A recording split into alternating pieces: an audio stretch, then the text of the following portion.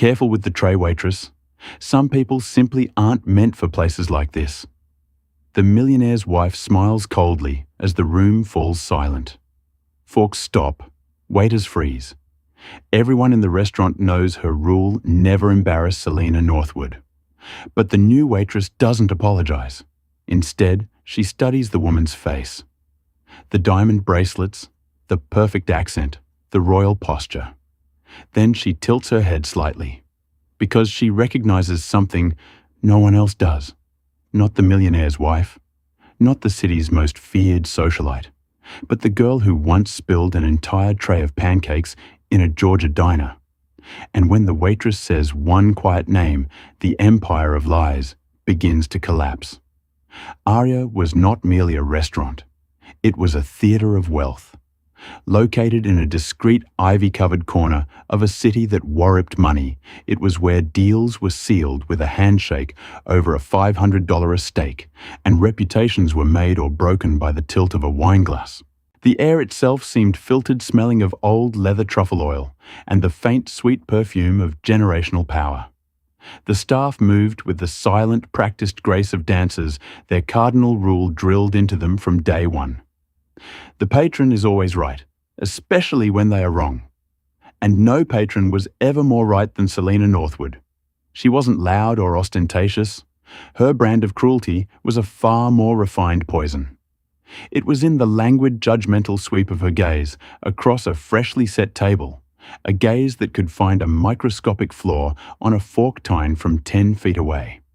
It was in the subtle, disappointed sigh she'd release after tasting a wine, a sound that could get a sommelier fired.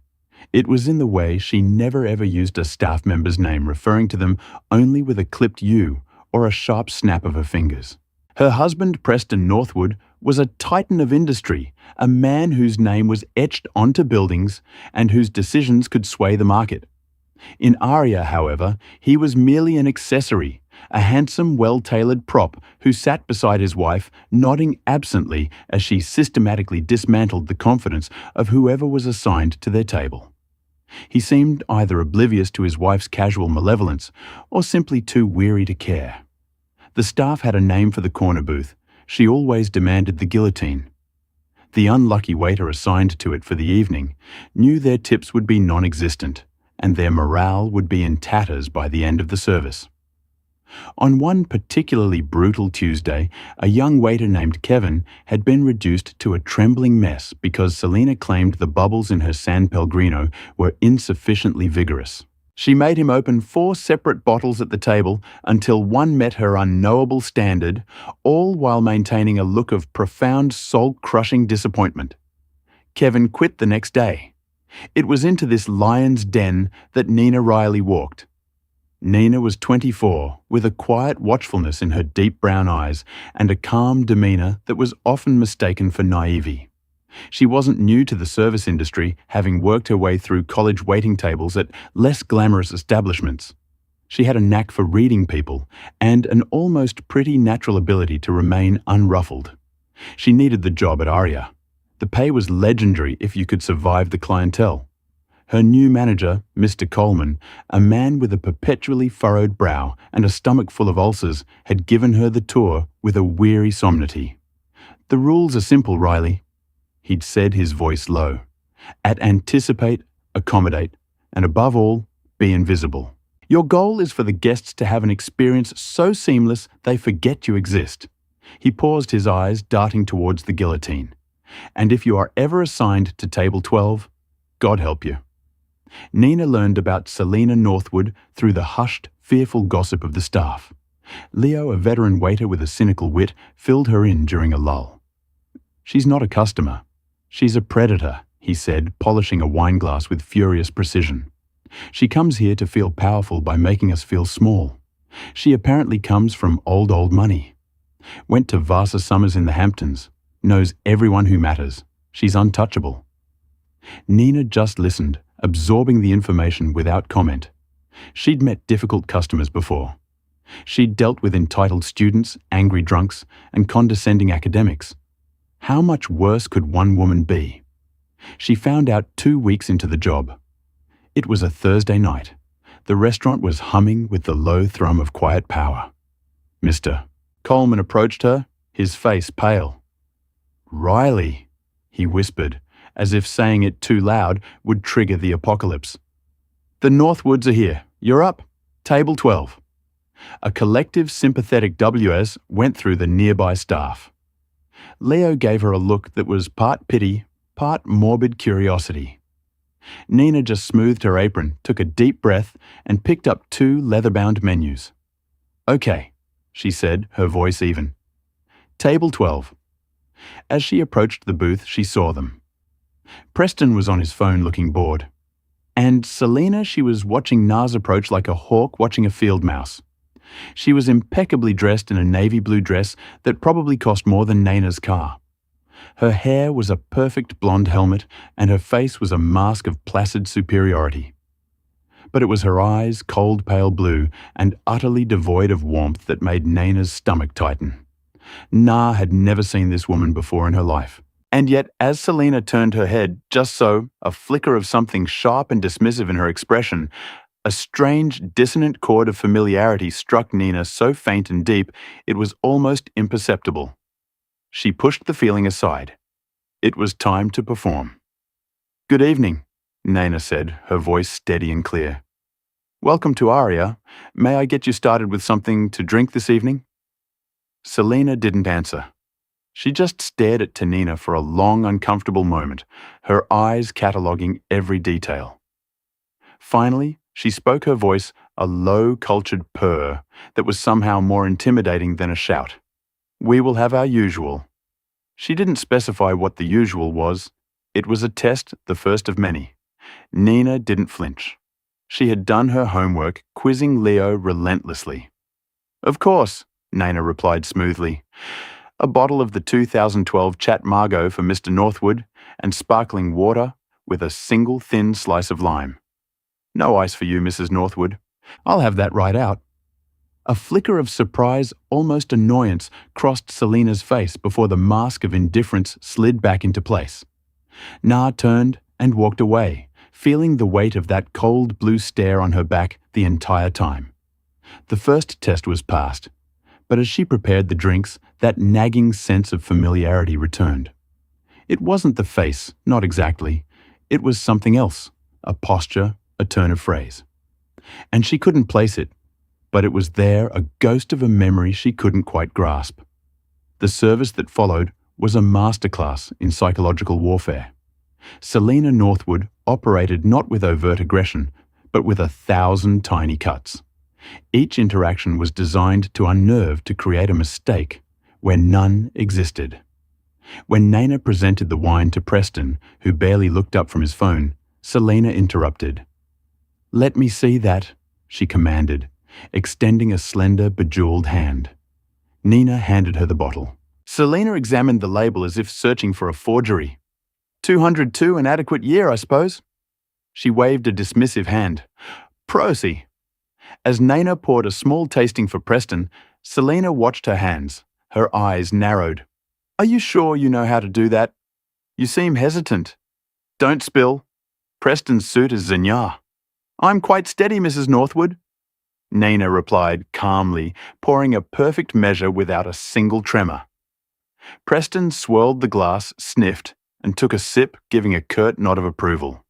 Nina filled his glass and then turned to take their order. "I trust you know the specials," Selena said, not looking at the menu. "Recite them and don't stumble."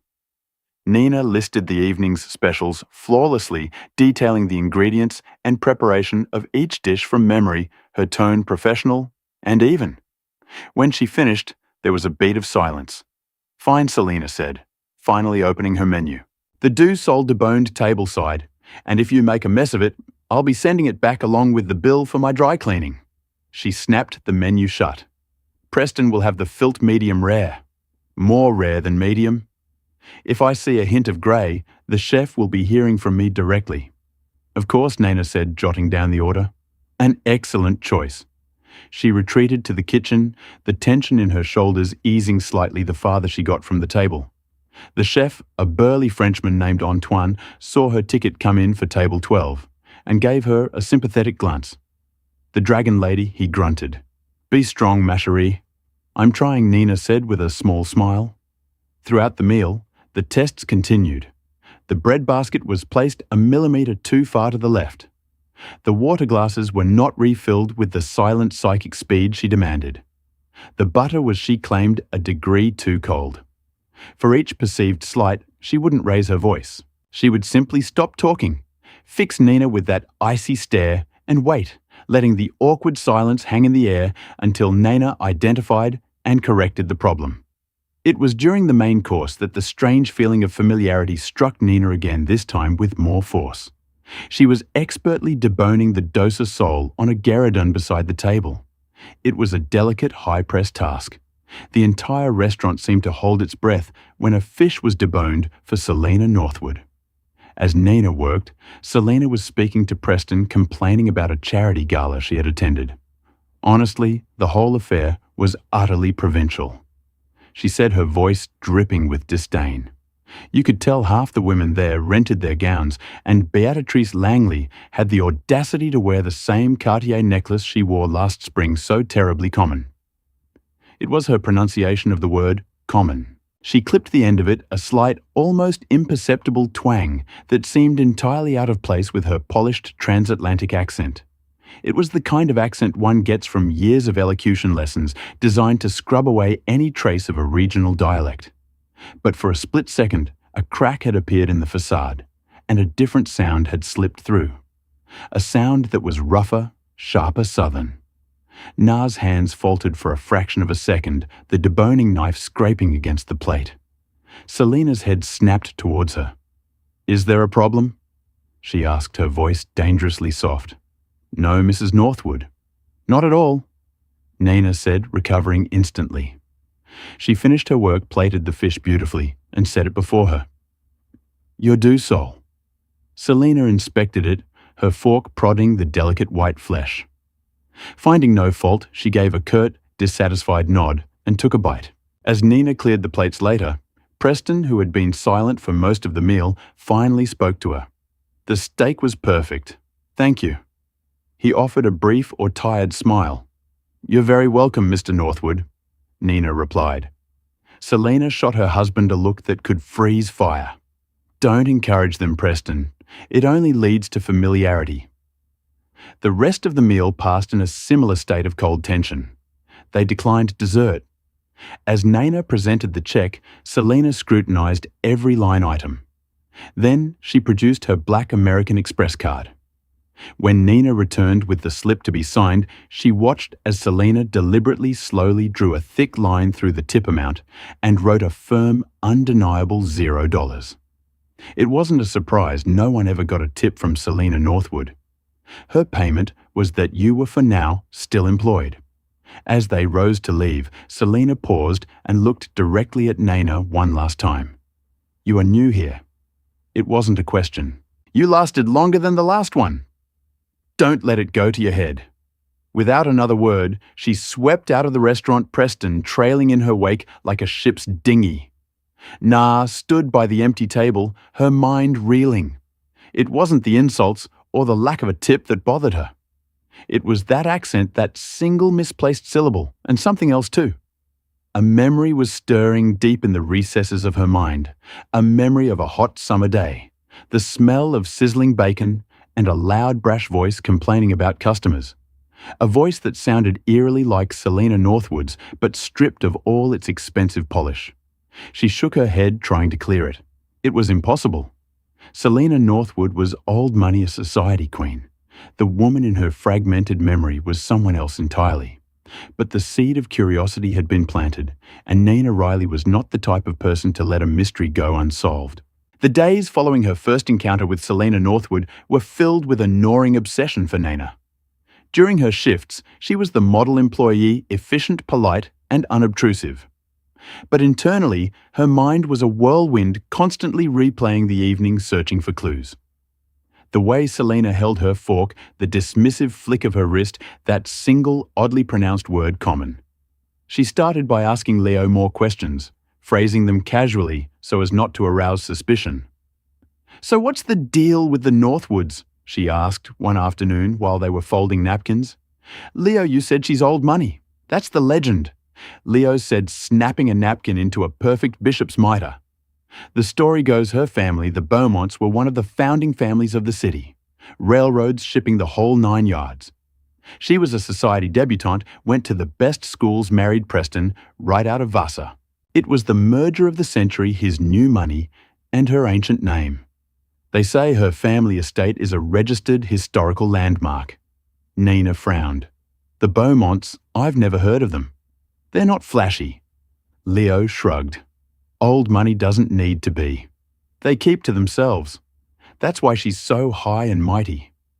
She thinks people like us are a different species. This polished history didn't align with the crack Nina had perceived. An old money's wouldn't have a trace of a southern twang to suppress. It made no sense. So Nina took her investigation online. Her first searches were fruitless. Selina Northwood yielded hundreds of glossy photos from charity balls and society pages. There she was, smiling serenely next to politicians, artists, and fellow billionaires. Her biography in these articles was always the same vague, impressive summary: daughter of the reclusive Beaumont family, Vassar graduate philanthropist and tastemaker. There were no candid shots, no personal histories, nothing before her grand entrance into society as Preston Northwood's fiancée 20 years ago. It was as if she had sprung into existence fully formed, draped in designer clothes, and dripping with disdain. Searching for Selina Beaumont was even more of a dead end. The Beaumonts were indeed reclusive, so reclusive that they seemed to have no digital footprint whatsoever. No family photos, no business listings, nothing. It was suspiciously clean, as if scrubbed. Nina started paying closer attention whenever the Northwoods came in. She began volunteering to take Table 12, much to Mr. Coleman's bewildered relief. Each time she subjected herself to Selina's quiet torture, but she wasn't just enduring it anymore. She was studying. She noticed things. Selina had a small silvery scar on her left wrist, just above her diamond tennis bracelet, a type of scar that looked like an old burn, perhaps from a hot pan or a stove. It was a working person's scar, not a socialite. She also had a habit of tapping her lacquered fingernails on the table in a quick, impatient rhythm. Tap, tap, tappity tap. A nervous, restless energy that seemed at odds with her carefully composed, serene exterior. One evening, Selina was complaining about the summer heat. This city is just unbearable in August. She sighed to her lunch companion, a woman named Beatrice Langley, who watched Selina with a mixture of admiration and rivalry. Preston and I are escaping to the vineyard. Thank God. I can't stand being sticky. It's just so undignified. And then she said something that made the hairs on Na's arms stand up. It reminds me of those awful humid summers back home. Makes your clothes stick to you like fly paper. Beatrice laughed politely. I never imagined you suffering through humidity, Selina. I always pictured you growing up with central air and servants to fan you. Selina's smile tightened almost imperceptibly. Even the finest old homes can have their rustic charms, she said, coolly changing the subject. Back home. That was the key. Her official biography placed her upbringing in a stone mansion on the city's Gold Coast. But the way she spoke of the heat, the humidity, the sticky clothes, it sounded visceral. It sounded real, and it sounded distinctly Southern. Na's own family had roots in the South. Her mother was from North Carolina, and her aunt still lived in Georgia. Nina had spent many childhood summers there, and the memory of that oppressive, sweltering humidity was deeply ingrained. That night, Nina couldn't sleep. She sat at her small kitchen table, the glow of her laptop screen illuminating her determined face. The official story was a lie. She was sure of it. Selina Northwood was hiding something. The question was what she abandoned the polished society searches and tried a different approach. She began searching for phrases for connections. She tried Selina Beaumont plus Georgia. Selina plus a Vassar plus Southern. Nothing. It was like searching for a ghost. Frustrated, she leaned back in her chair, her mind drifting. She thought about the voice, the twang on the word common. She thought about the scar.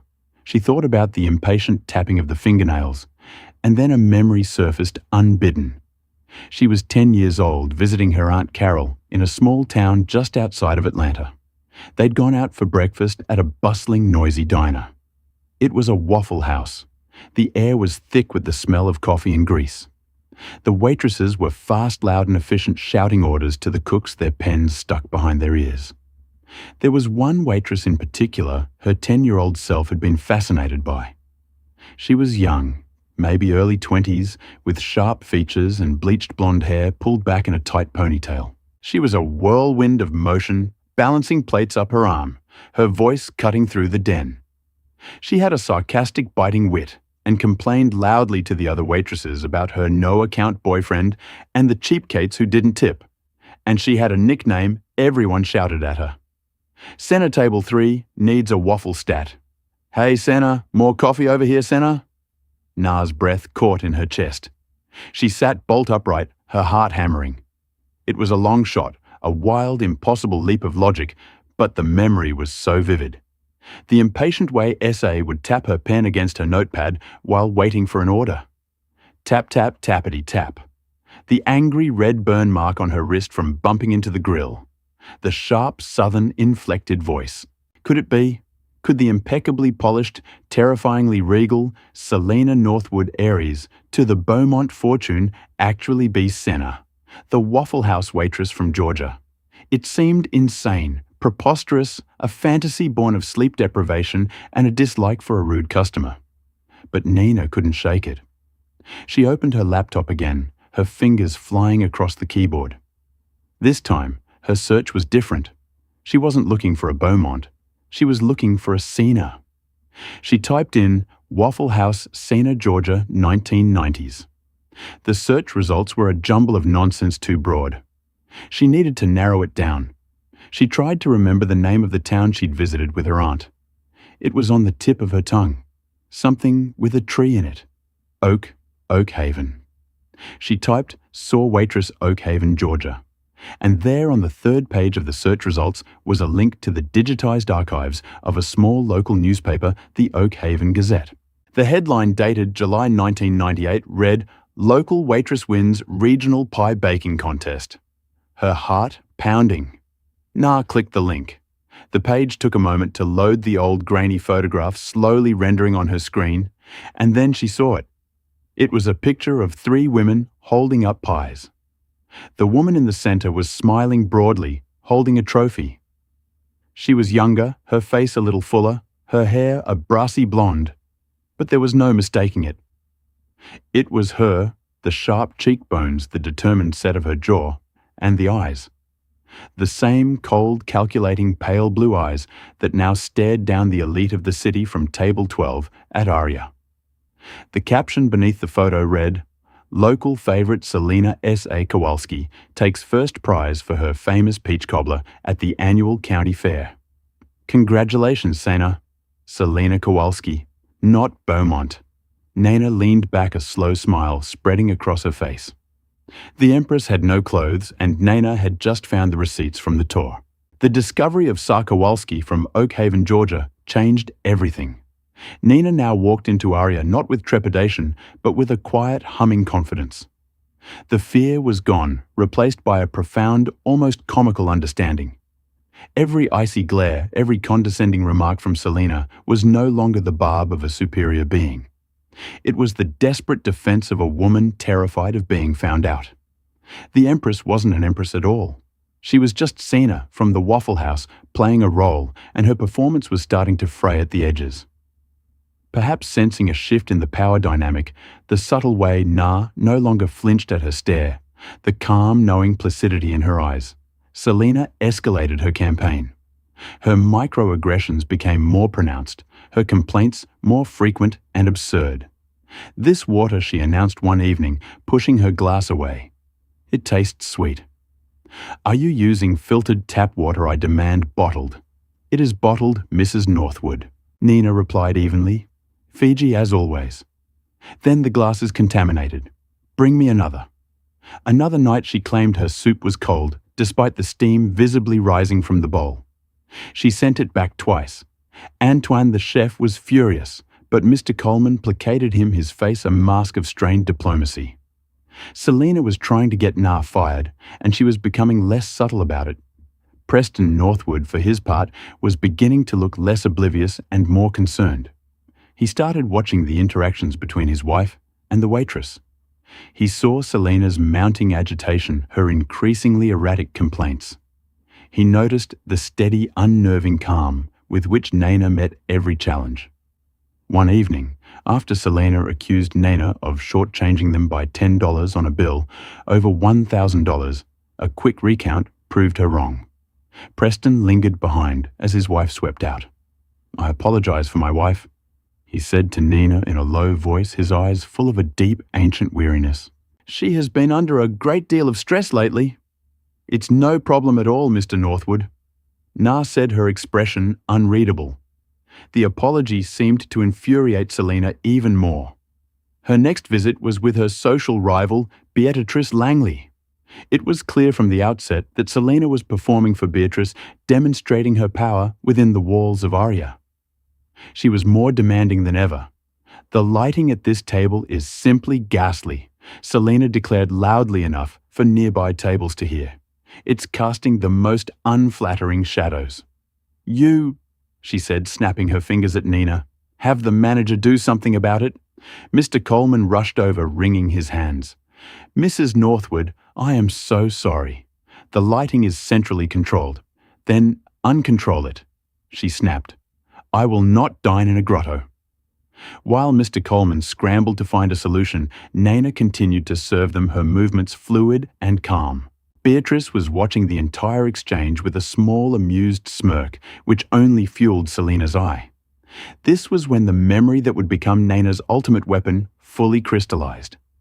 The pie-baking photo had confirmed Assar's identity, but Nana's subconscious was still dredging up details from that long-ago breakfast at the Waffle House.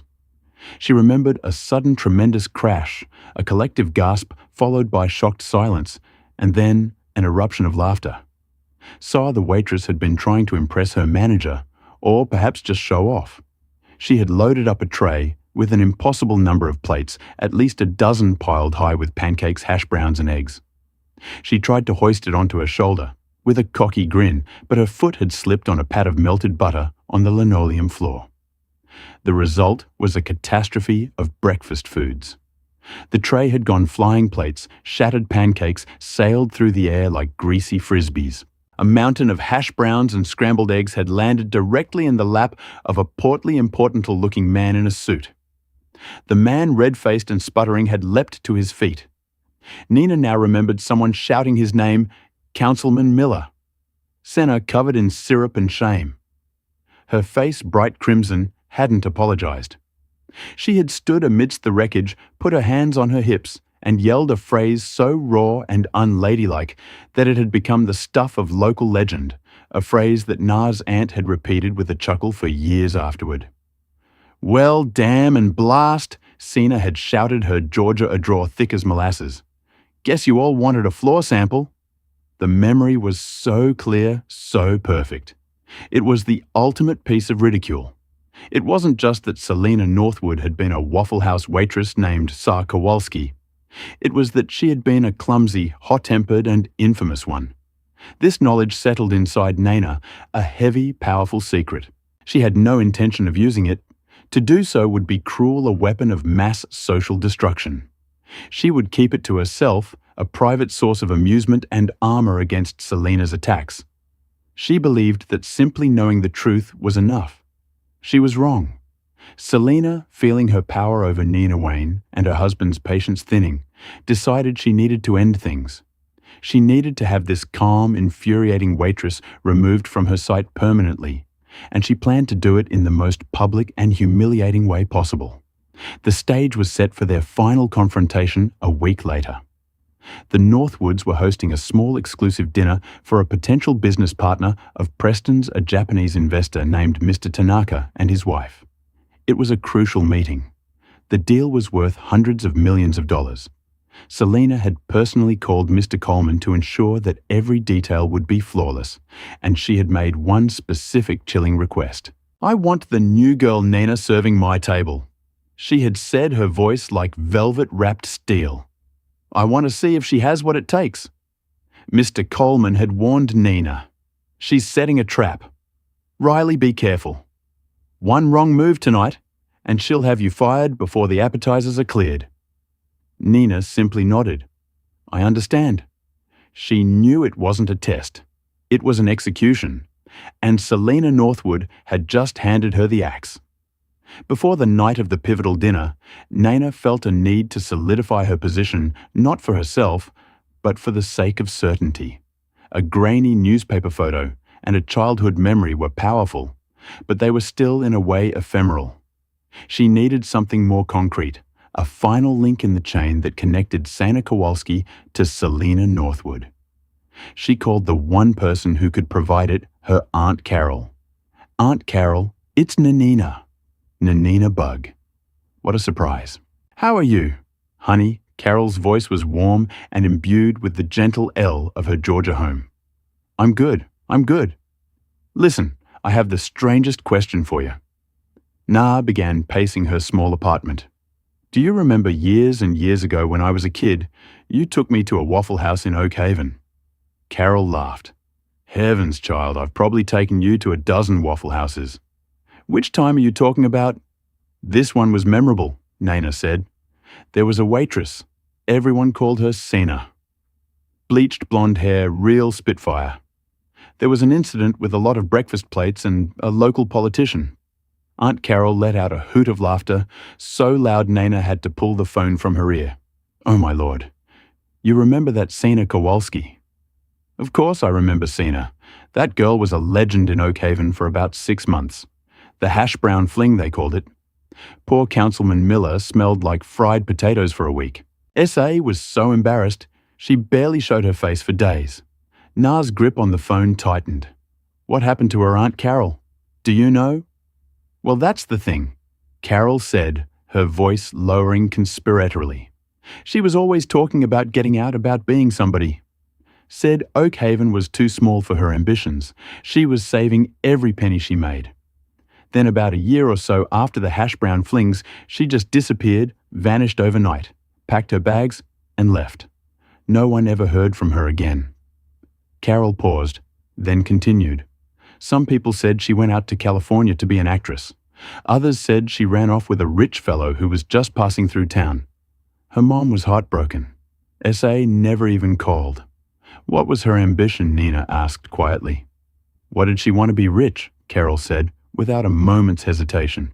"She didn't care how. She just wanted to be stinking filthy rich. She used to read all those fancy magazines, Town and Country and the like. She'd practice talking like the people in the movies trying to lose her accent. We all thought it was a hoot. S is going to be a grand lady one day. We'd joke." The final piece clicked into place. The years of elocution lessons to erase the draw, the fabricated history of a blue-blooded Beaumont, the desperate obsessive need to control her environment and look down on service staff, the very people she used to be. It was all a defense mechanism, a fortress built to protect her fragile new identity from the ghost of Sana Kowalski. Nanina Bug, why on earth are you asking about Sana Kowalski? After all these years, Aunt Carol asked her, curiosity piqued. Nina took a deep breath. I think I just met her, Aunt Carol." She didn't elaborate, and thankfully, her aunt didn't press. After hanging up, Nina felt a strange mix of emotions. There was pity for the young, ambitious girl so ashamed of her roots that she would erase her entire life. But there was also a cold resolve. Selena had used her new identity not just to rise, but to crush others. She had become a bully of the highest order, using her manufactured status to inflict the very same shame and humiliation she must have feared herself. Nina now understood that Selena's cruelty wasn't born of strength, but of profound bone-deep weakness. Her fear of being exposed as Sen Kowalski was the engine of her malice. With this confirmation, Nina no longer saw the upcoming dinner as a trap. She saw it for what it was, a stage. Selena had built the set, sent out the invitations, and cast the players. She intended for Nina to be the tragedy, but Nina had just rewritten the script. She would not be the victim in this play. She walked into Aria that evening feeling a strange sense of calm. She carefully polished the silverware for table 12, arranged the flowers just so, and decanted the vintage Bordeaux that Preston had ordered ahead of time. Every action was precise, deliberate. Mr. Coleman pulled her aside just before the guests arrived. "Riley, listen to me." He pleaded, his face slick with sweat. "Don't give her any ammunition. Be perfect. Be invisible. Just get through tonight." "Don't worry, Mr. Coleman," Nana said, giving him a small, reassuring smile. "Everything is under control." As she watched the Northwoods arrive with their esteemed guests, Nana felt the last vestiges of fear evaporate. She saw Selina resplendent in a silk gown, her diamonds glittering, greeting Mr. and Mrs. Tanaka with a flawless, practiced grace. She looked every bit the part of the city's grand dame. But Nana didn't see Selina Northwood. She saw Sarkowalski from Oak Haven, Georgia, and she could almost smell the faint scent of hash browns and fear. The dinner began with a tense theatrical perfection. Selina was in her element, playing the role of the consummate hostess. She guided the conversation with effortless charm, speaking knowledgeably about Japanese art to Mrs. Tanaka and discussing global markets with Mr. Tanaka, all while subtly directing the flow of the service with a flick of her eyes or a slight inclination of her head. Nina moved around the table like a phantom, her service impeccable. She filled wine glasses before they were empty, cleared plates with silent efficiency, and anticipated every need. She was so flawless that her perfection itself seemed to be an act of defiance, which only served to irritate Selina further. The trap wasn't being sprung because the prey refused to make a mistake. Selina waited her patience, wearing thin. She needed a flaw, a crack in Na's composure that she could exploit. Her moment, she decided, would come with the coffee service after the main course. It was a simple part of the meal which made any mistake all the more glaring. The main courses were cleared. The deal between Preston and Mr. Tanaka seemed to be going well. The atmosphere was convivial. It was the perfect moment for Selina to strike. "Waitress!" She called out, her voice sharp, cutting through the low hum of conversation. The table fell silent. Mr. and Mrs. Tanaka looked up startled. Preston shot his wife a warning look. "Yes, Mrs. Northwood," Nina replied, stopping by her side. Selina gestured to her husband's empty wine glass. "My husband's glass has been empty for nearly 5 minutes. We are trying to conduct a business dinner here, and your inattentiveness is a distraction. Is this the level of service Aria now provides?" It was a blatant lie. Nina had just topped off Preston's glass moments before. He had taken a large sip, but it was far from empty. It was a manufactured error, a flimsy pretense. "My sincerest apologies, Mrs. Northwood," Nina said, her voice betraying no emotion. "I will be more vigilant." "Vigilance is the bare minimum," Selina retorted, her voice rising. She could feel victory was near. She was going to break this impertinent girl in front of everyone. "Perhaps this position is too demanding for you. Some people are simply not suited for high-end service." She looked around the table, a smug, contemptuous look on her face. You can't make a silk purse out of a S.A.'s ear after all. The insult hung in the air, ugly and sharp. Mr. Coleman, who had been hovering nearby, began to move forward, his face ashen. Preston opened his mouth to intervene, a rare flash of anger in his eyes, but Nana held up a hand, a small, subtle gesture to halt them. She looked directly at Selina, and for the first time she did not look away. She held that icy blue gaze, and she smiled. It was not a broad smile, but a tiny, knowing, and utterly devastating one. She leaned in slightly as if sharing a secret, but she spoke clearly enough for the entire table to hear. Her voice was soft, conversational, and stripped of all deference. "You're right," Nana said. "You can't. But you can certainly try, can't you, Senna?" The name landed with the force of a physical blow. The color drained from Selina's face. Her carefully constructed mask of aristocratic boredom shattered, replaced by raw, naked panic. Her eyes widened, her mouth falling slightly open. Preston stared confused. "Sena." Na's gaze didn't leave Selina's. "I'm sorry," she continued, her voice still gentle. I feel I should know how to serve you better. I just keep picturing you in your old uniform. It must be so much harder to balance things in heels than it was in those comfortable sneakers you used to wear." Selina was speechless, frozen. She looked like a cornered animal. Beatrix Langley, who was at a nearby table and had been watching the drama unfold with keen interest, leaned forward, her ears practically twitching. "Nana delivered the final fatal blow. Especially after that awful spill you took," she said, a hint of mock sympathy in her tone. "All those plates. It was a terrible mess. Poor Councilman Miller. All those harsh browns." She paused, letting the words sink in. "I have to say, your line back then was a classic. How did it go again?" "Oh yes." Na's voice took on a faint, almost perfect mimicry of a Georgia draw. "Well, damn and blast. Guess you all wanted a floor sample." The silence that followed was absolute and profound. It was broken by a single sharp sound, a choked gasp from Beatrice Langley, who quickly covered her mouth to stifle a bark of laughter. Mr. and Mrs. Tanaka exchanged bewildered glances, understanding only that a colossal social drama was imploding before their eyes. Preston Northwood stared at his wife, a dawning horror and understanding on his face. He wasn't looking at the elegant socialite he had married.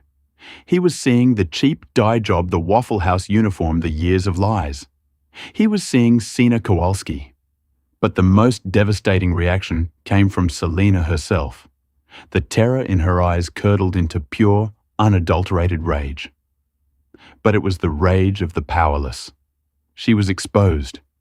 The secret she had spent 20 years and millions of dollars burying had just been unearthed with a handful of words by a waitress she had tried to destroy. She pushed back from the table, her chair scraping loudly on the floor. Her movements were jerky, clumsy. All her practiced grace had vanished.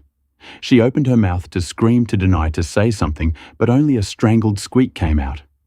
Without another word, she turned and fled. She didn't sweep out. She ran a clumsy, stumbling, panicked flight, past the stunned patrons and gaping staff, her silk gown trailing behind her like a deflated banner.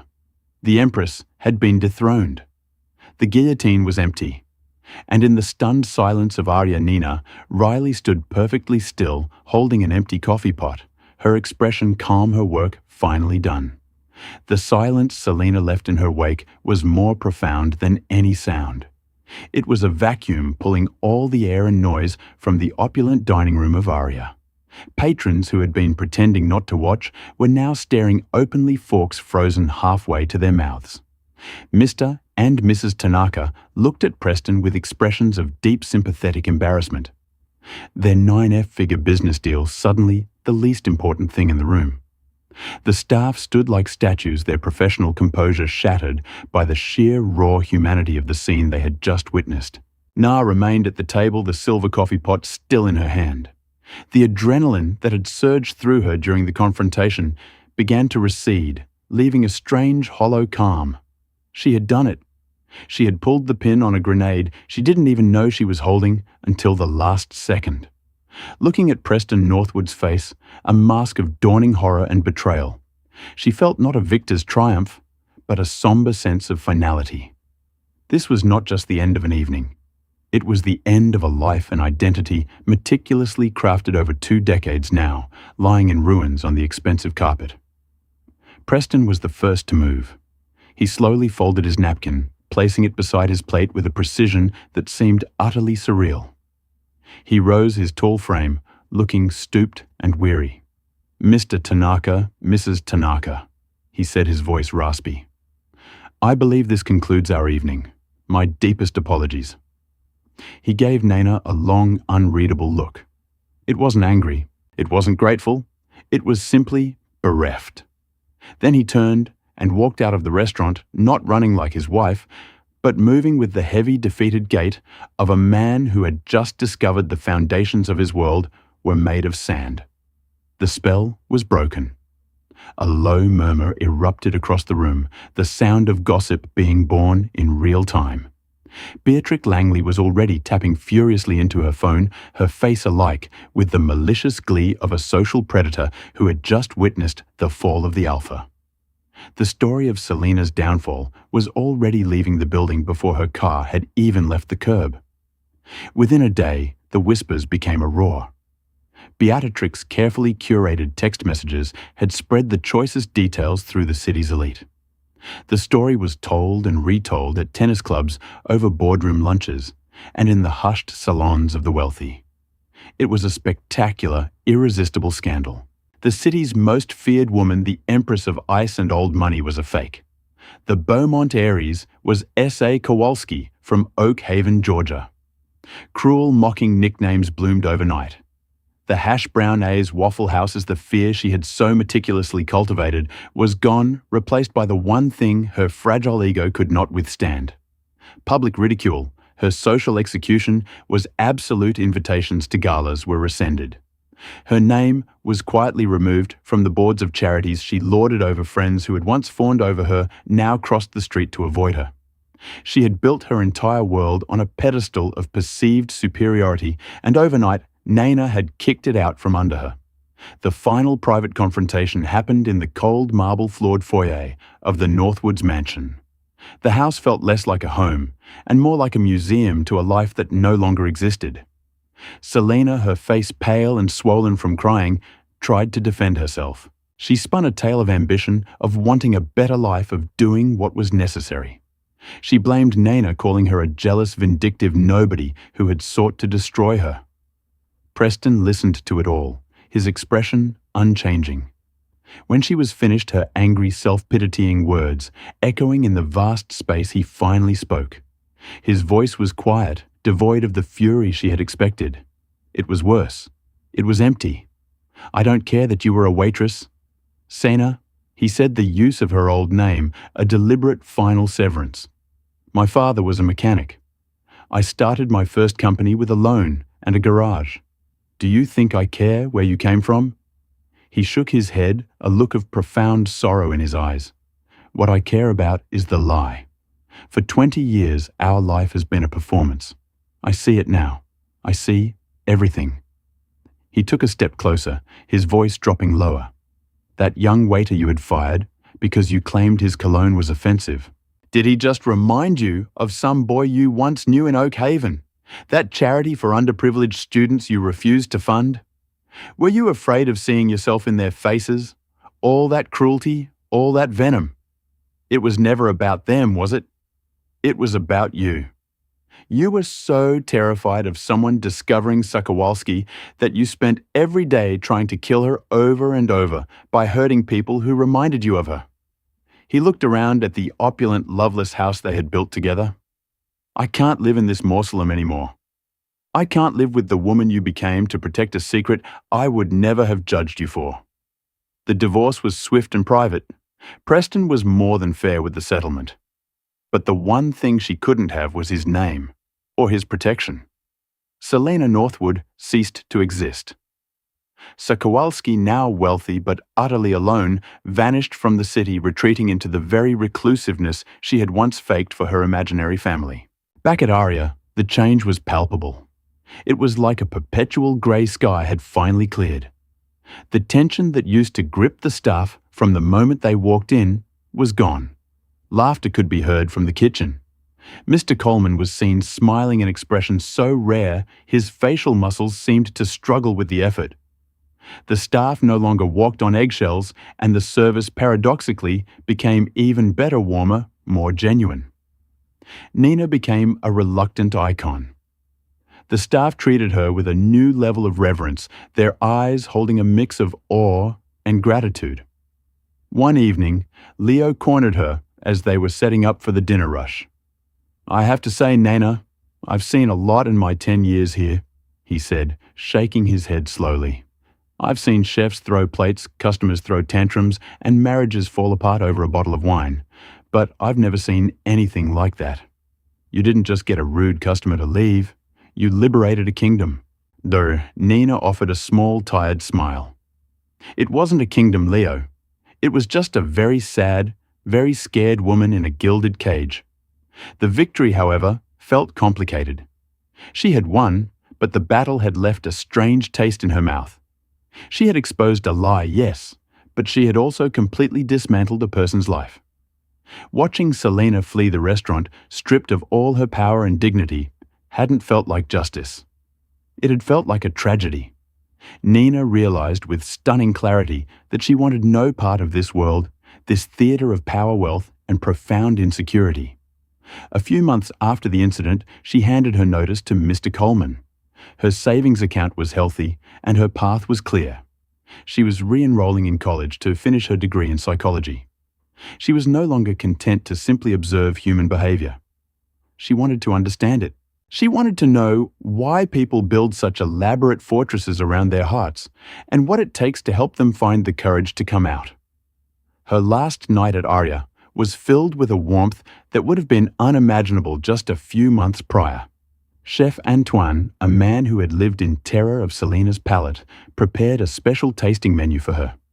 "For you," he said, presenting a dish with a flourish. "I cook with a light heart for the first time in years." The staff presented her with a beautiful leather-bound journal. Inside the front cover in a dozen different scripts, they had all signed it. The main inscription, written in Mr. Coleman's neat hand, read to Nina, the quiet giant slayer. "Thank you for reminding us that the best service is done with dignity." As she walked out of Aria for the last time, the cool night air felt fresh and clean. She thought of Selena, or rather, Sina Kowalski. She hoped that, somewhere stripped of her false identity, she might begin the difficult work of building a real one that didn't require cruelty as a shield. But she knew that wasn't her story to write. Her own was just beginning a path leading not toward wealth or status, but toward understanding. She had walked into Aria looking for a job, but she had walked out with a purpose to understand the intricate, fragile, and often hidden truths that make us who we are. And so the reign of Selena Northwood came to an end, not with a bang, but with the quiet, devastating whisper of a name, Senna. This story is a powerful reminder that the most intimidating facades are often the most fragile, built over a foundation of deep insecurity. People who build their thrones on the fear of others are often the most fearful people of all, terrified that one day someone will see them for who they truly are. Nina didn't have money or status, but she had the truth. And in the end, the truth was the only weapon that mattered. Have you ever met someone like Selena who used their power to make others feel small? Or have you ever been a Nina quietly observing, knowing there was more to the story? Let me know your thoughts in the comments below. If this story resonated with you, and you believe in the power of truth to overcome tyranny, no matter how small the kingdom, please show your support.